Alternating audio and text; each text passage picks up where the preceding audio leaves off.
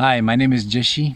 I'm an Australian German and living in Myanmar, where we are working with different initiatives in education and youth work. We want to see a new generation released. Today I'm challenged about fear. I'm fearful of fear. I want to ask you the same. Are you worried of your fears?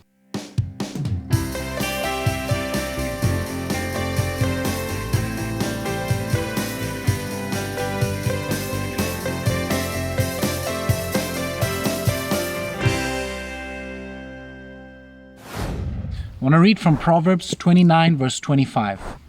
The fear of man casts a snare, but he who trusts in the Lord is set free, exalted. I want to share a story, a little testimony about a young man in our neighborhood, in our area. At the age of 14, he came to live in a hostel. It was run by believers, and he came to know the living God, the one who sets him free eternally. And this young man, I can't tell his name, he chose to accept Christ, and he knew the consequences as a result, because he came from a Buddhist family. His whole village is Buddhist, and it was a tough choice for him. But he knew he wanted to serve, he wanted to live out the rest of his life and eternally with the living God, the true God.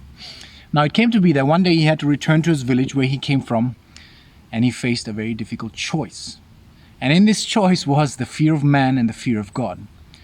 When he went back, the monks in his village, hearing rumors about his conversion, challenged him. They said, "You come to the monastery." And so they brought him to the monastery, and his family was there and others were there, and they said, "You need to bow down to the idols, and you need to bow down to us and acknowledge the Buddhist faith." Now in that moment was one of the biggest struggles, or the biggest struggle that he has faced in his whole life. He had to choose to fight off the fear of man that came upon him in that moment. Of course, he knows he has to honor the authorities, he has to honor his parents, but what a decision he has to make. If he bows down to the idols, he does not honor God. He knew that. So in that moment, and at the age of 15, he chose, he will not bow down to the idols, he will serve only the living God. And he told that to the monks, he told that to the family. And what was, as a result, massive consequences over him and his family, who have been shunned, and he has been now separated from the community as a result. Today, I'm reminded of this fear of man. It's a terrible disease, a sickness that has struck us all over the world. Whether we are in the West or in Asia or in Africa or elsewhere, we are facing continually the struggle between the fear of man and honoring and fearing God. It was the fear of man that led Solomon, the wise King Solomon, to commit idolatry. He wanted to please his wives and their communities and their traditions, and as a result he took upon idolatry and brought devastation upon the whole Israelite nation. The same was for all the other kings as well. Those who committed sins, upon thinking about it, I don't think they were just trying to satisfy their own cravings. They were trying to please their people, please what the people wanted, and as a result they listened to what the people had to say rather than God. In fact, King Saul, he himself acknowledges and he repents of that, saying to the prophet Samuel, "I have sinned against the Lord because I have listened to the voices of the people and heard what they said rather than what the living God has to say." Fear of man. It's the fear of man that Peter, he faced when he denied Christ 3 times. It's the fear of man that King David had to overcome in order to face the giant Goliath, because nobody else could. The fear of man. It was the fear of man that Paul had to also overcome, from being one of the biggest persecutors in the church to the forerunner and one who's persecuted for his faith. Wow. So I'm challenged. What are we doing with this fear of man in our life? Are we also crippled? Are we also enslaved by this fear of man? In our society today, it's the fear of man that holds us back from speaking our truth about all the huge topics that are going on in our world right now. Why? Because we are forced to be tolerant.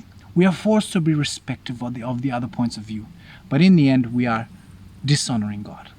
We are not fearing Him. But what I really like about this proverb, it gives us the remedy. It gives us the solution immediately. The fear of man casts a snare. It entraps us, it enslaves us, it paralyzes us. The solution is trusting in the God more. Trusting in God more. He who trusts in the Lord will be set free, will be exalted, and that's what I want. And I don't know about you. Do you want to be set free? I realize that this is a daily struggle for me. And I want to challenge you, and I want to challenge us all in this day and age. Are we surrendering to the thoughts and to the ideas and to the impositions of our friends, of our families, of our community, rather than really honoring what God has to say? I mean, Facebook is the biggest example. We are constantly seeking likes and affirmation. We're living in a society, and it's been of all time, mankind needs affirmation and approval. And much of the sin that we commit, much of the things that we do wrong, is because we're trying to please somebody else. So I want to challenge us all. Let's trust in God. Let's fear God. Let's be inspired and in awe of the living God who has created you and I, knowing that anyways on this earth we are but visitors. So what mankind has to say about us doesn't really matter. And Jesus has promised us we will face persecution.